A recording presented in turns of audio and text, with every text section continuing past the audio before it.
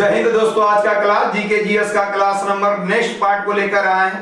यानी आज का क्लास आप लोग के बीच में बेहद महत्वपूर्ण होगा दोस्तों। यानी आज का क्लास हर एक एग्जाम में एक या दो प्रश्न अवश्य पूछे जाएंगे। तो चलिए दोस्तों, आज का सेशन देर न करते हुए चला जाए आज के पहले प्रश्न पर। तो आज का पहला प्रश्न ये रहा आपकी स्क्रीन पर, क्रमानुसार व्यवस्थित करें। पहला दिया साइमन कमीशन का भारत आगमन, दूसरा असहयोग आंदोलन, तीसरा पूना पैक्ट, चौथा गांधी इरविन पैक्ट और दिया है क्रम से इसका ऑप्शन। यानी कौन सी घटना कब हुई थी उसके अनुसार सन वाइज अनुसार इसे आपको क्रम व्यवस्थित करना है। तो जो पहला साइमन कमीशन का भारत आगमन हुआ था वो 3 फरवरी 1928 को हुआ था। यानी यह घटना साइमन कमीशन की 1928 में हुआ। असहयोग आंदोलन ये महात्मा गांधी जी का पहला जन आंदोलन था और 1 अगस्त 1920 में यह आंदोलन हुआ था। तो 1920 में यह हो जाएगा। पूना पैक्ट 24 सितंबर 1932 को महात्मा गांधी एवं डॉक्टर भीमराव अम्बेडकर के बीच किया गया था। तो यह 1932 में हुआ था। गांधी इरविन पैक्ट समझौता 5 मार्च 1931 को हुआ और इरविन और महात्मा गांधी के बीच में हुआ था। तो सन वाइज से हम इसे क्या कर लेंगे, क्रम व्यवस्थित कर लेंगे। सबसे पहले 1920 आएगा तो आपका क्रम होगा दोस्तों 2, फिर 1928 1, 1932 1931 में से 4 आएगा चौथा, फिर जो तीसरा, यानी 21 43 जो होगा वो आपका ऑप्शन होगा। तो ऑप्शन नंबर दोस्तों हो जाएगा डी 21 43। नेक्स्ट देखिएगा,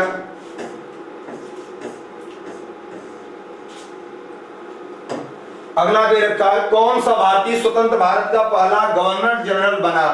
तो कौन सा भारतीय लगा दिया है, जब भारतीय लगा देगा तो भारत का प्रथम और अंतिम भारतीय गवर्नर जनरल सी राजगोपालाचारी थे।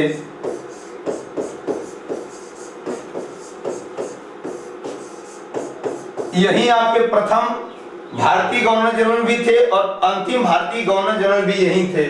और यहां पे केवल स्वतंत्र लगाकर पूछेगा कि स्वतंत्र भारत के पहले गवर्नर जनरल कौन थे। तो उसका आंसर हो जाएगा दोस्तों लॉर्ड माउंटबेटन।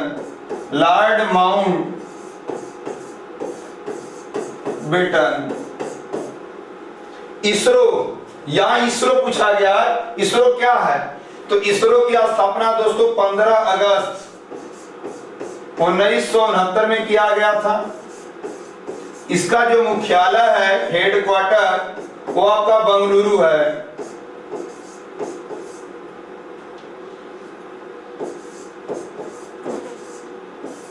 और ये स्थित कहां पे है, तो श्रीहरिकोटा आंध्र प्रदेश में स्थित है। श्रीहरिकोटा आंध्र प्रदेश में पड़ता है, यहां पे ही स्थित है। यहां से क्या जाता है, यान प्रक्षेपण किया जाता है,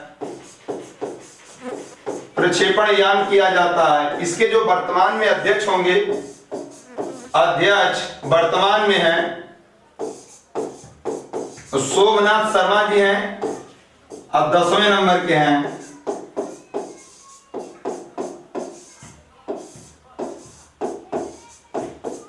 और एक चौथे नंबर के हैं, 10वें नंबर के सोमनाथ शर्मा जी हैं।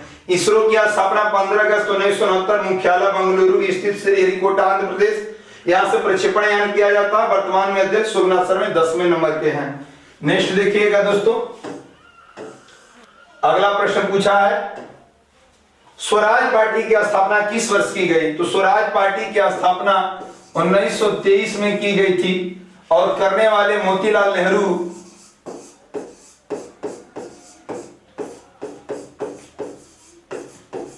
और चित्तरंजन दास,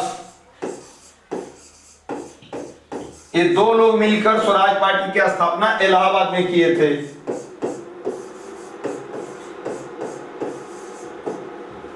भारत में जब क्रिप्स मिशन आया तो उस समय भारत का वायसराय कौन था। तो क्रिप्स मिशन आया था 1942 में और उस समय जो वायसराय था वो आपका लॉर्ड लिंथगो था, लॉर्ड लिंथगो।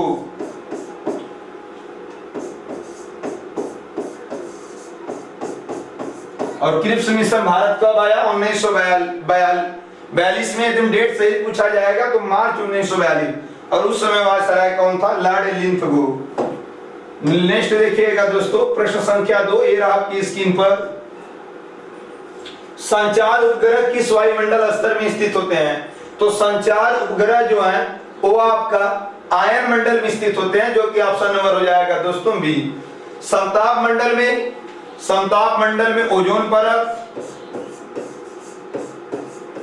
ओजोन परत स्थित है, और इसी में हवाई जहाज भी उड़ाए जाते हैं।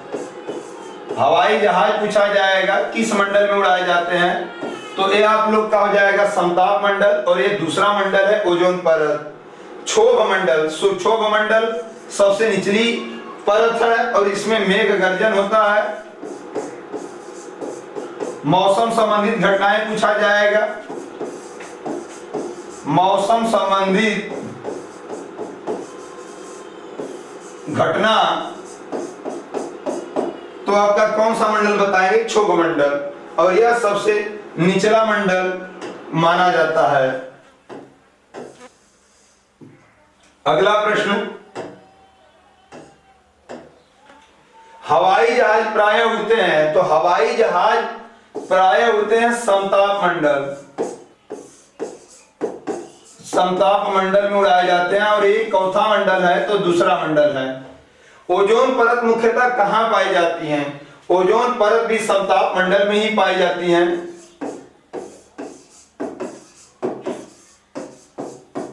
जो पराबैंगनी किरणें सूर्य के प्रकाश से आती है और ओजोन परत इसे अवशोषित कर लेती है। और ओजोन दिवस, विश्व ओजोन दिवस पूछा जाएगा। विश्व ओजोन दिवस प्रतिवर्ष कब मनाया जाता है? तो आपका 16 सितंबर को प्रतिवर्ष ओजोन दिवस मनाया जाता है। और ओजोन परत को जो मापने वाली इकाई होती है, उस इकाई का नाम है डावसन इकाई। डावसन इकाई जो है ओजोन परत को मापती है। वायु में नाइट्रोजन का प्रतिशत कितना है? तो वायु में नाइट्रोजन का जो प्रतिशत है वो 78.8% माना जाता है। वायु में नाइट्रोजन का प्रतिशत 78.8% माना जाता है। अगला दिया है दोस्तों, कौन सी गैस ग्रीन हाउस प्रभाव के लिए उत्तरदायी है? तो CO2 जो गैस है वो ग्रीन हाउस प्रभाव के लिए सबसे उत्तरदायी गैस मानी जाती है। और शुष्क बर्फ भी कहा जाएगा कि शुष्क बर्फ कौन माना जाता है? तो CO2 को ही माना जाता है शुष्क बर्फ। और यह भारी CO2 जो है वो भारी गैस की श्रेणी में आती है। भारी गैस CO2 है। और रोटी जब फुलाया जाता है रोटी, तो भाप जो निकलता है रोटी के भाप में भी कौन सी गैस मानी जाती है? तो CO2 ही गैस मानी जाती है। और यह अग्निशामक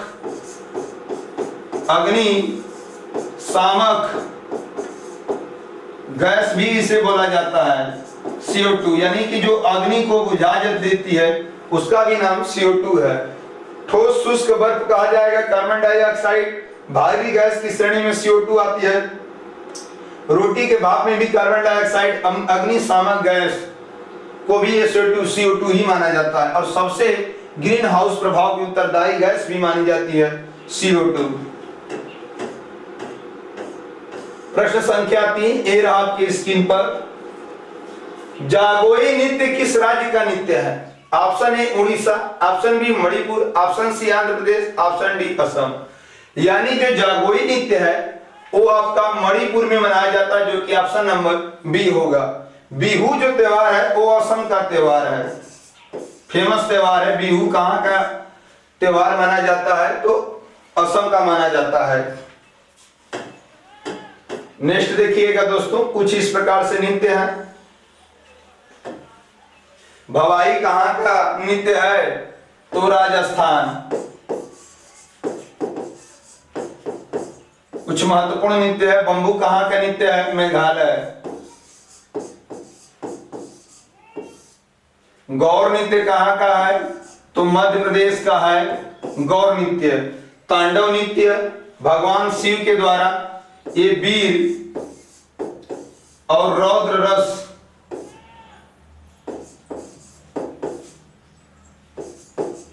नृत्य के रूप में माना जाता है। भगवान शिव के द्वारा जवारा नृत्य कहाँ का नृत्य है? तो ये आपका मध्य प्रदेश का नृत्य है। और घूमल नृत्य कहाँ का है? तो जम्मू कश्मीर का घूमल नृत्य माना जाता है। तो कुछ प्रकार इस प्रकार से दोस्तों नृत्य था, जिसे आप ध्यान से देखकर आप इसे कर लीजिएगा। आगे हो जाएगा गरबा नृत्य कहाँ का है? तो गरबा गुजरात का है। यक्षगान नृत्य जो है कर्नाटक का। चरकुला नृत्य उत्तर प्रदेश का ब्रजभूमि से संबंधित है। ब्रजभूमि से चरकुला नृत्य संबंधित है और कहां पे है? उत्तर प्रदेश। और उत्तर प्रदेश का एक और नृत्य फेमस है कथक। कथक नृत्य पूछा जाएगा कहां का है? तो कथक नृत्य भी कहां का है? उत्तर प्रदेश का यही नृत्य फेमस है। बिहू, बिहू अभी बताए असम का है। डांडिया, डांडिया भी गुजरात का है, गुजरात का है। और यदि भांगड़ा आता, भांगड़ा पंजाब, गिद्दा भी आएगा। गिद्दा कहाँ का है? तो अब ये भी आपका पंजाब का है। नेक्स्ट देखिएगा दोस्तों, प्रश्न संख्या 4 ये रहा आपकी स्क्रीन पर। प्रसिद्ध यूनानी राजदूत मेगास्थनी भारत में किसके दरबार में आया था? तो राजदूत, यूनानी राजदूत मेगास्थनी किसके दरबार में आया था? तो चंद्रगुप्त मौर्य।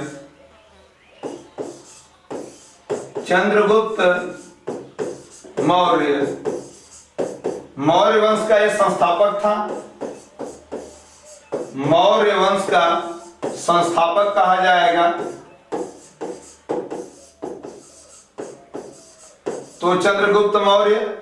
चंद्रगुप्त मौर्य इन समूह की राजधानी कहां थी? तो पाटलिपुत्र में थी। राजधानी मौर्य वंश की कहां थी? पाटलिपुत्र। और इसका प्रधानमंत्री कौन था? चंद्रगुप्त मौर्य का प्रधानमंत्री चाणक्य था। और चाणक्य का अन्य नाम विष्णुगुप्त या कौटिल्य था, जो कि राजनीतिक से संबंधित अर्थशास्त्र पुस्तक लिखा था। और चंद्रगुप्त मौर्य के शासन में जो आया था उसका नाम मेगास्थनीज था।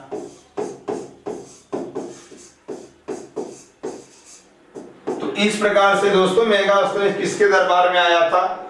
Chandragupta Maurya. Option number C हो जाएगा।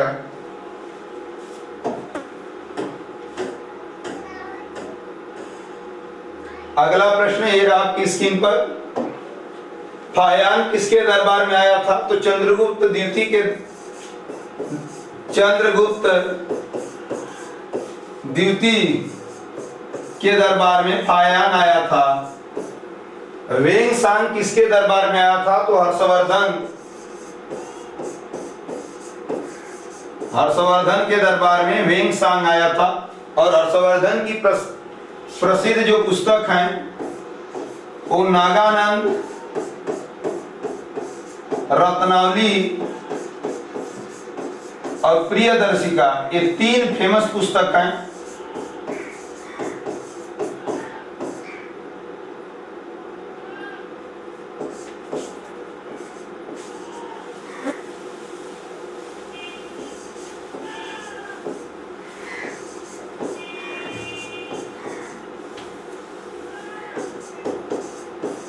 प्रियदर्शिका, ये 3 फेमस पुस्तकें हर्षवर्धन की हैं। और कलिंग का युद्ध कब हुआ? तो कलिंग का युद्ध 261 ईसा पूर्व किसके किसके बीच हुआ था? तो अशोक और कलिंग राज्य के बीच हुआ था।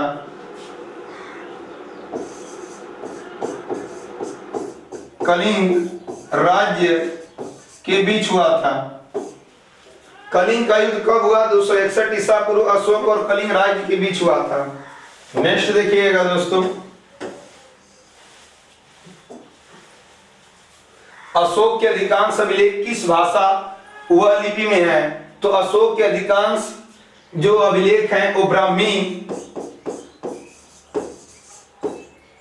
व प्राकृतिक भाषा में है। मौर्य साम्राज्य की स्थापना किसने की?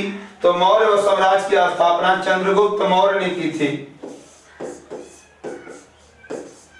मौर्य ने की थी और इन समूह की राजधानी जो थी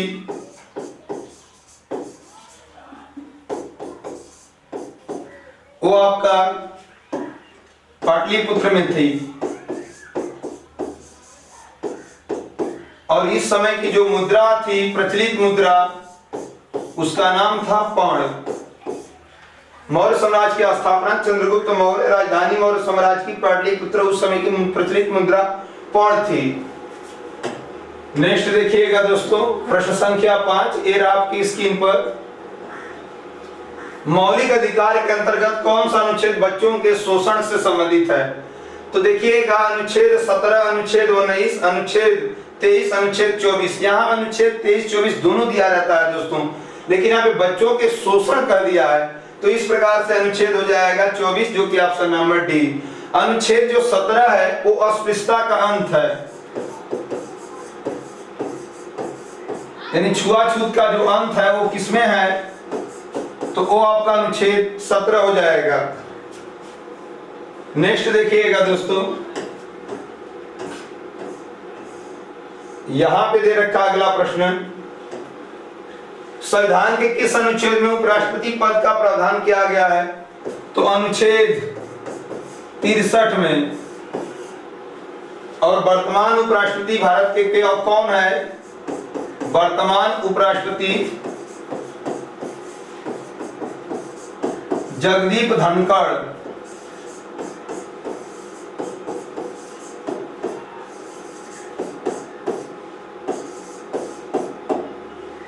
भारत के राष्ट्रपति के महाभियोग किस अनुच्छेद में है? तो भारत का जो राष्ट्रपति महाभियोग है तो अनुच्छेद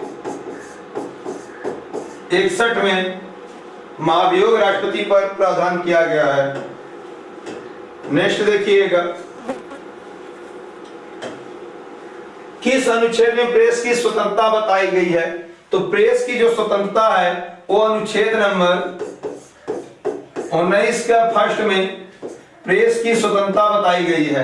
और किस अनुच्छेद के अंतर्गत भाषण एवं अभिव्यक्ति की स्वतंत्रता का अधिकार दिया गया है? तो अनुच्छेद नंबर 19। अनुच्छेद 19 में भाषण एवं अभिव्यक्ति की स्वतंत्रता बताई गई है।